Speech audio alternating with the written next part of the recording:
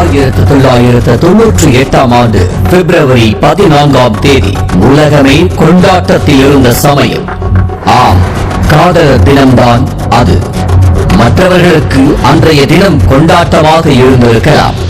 ஆனால் கோவையை பொறுத்தவரை அந்த நாள் கருப்பு தினமாக மாறியதற்கு காரணம் அன்றைய நாள் நடைபெற்ற தொடர் குண்டுவெடிப்பு சம்பவம் தான். ஜிஜி டெக் தொலைக்காட்சி நேயர்களுக்கு வணக்கம்.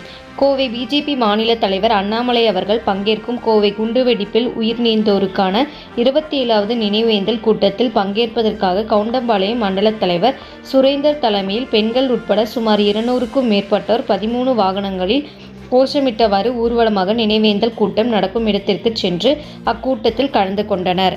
இப்படிக்கு கோவை செய்தியாளர் விஜயகுமார்.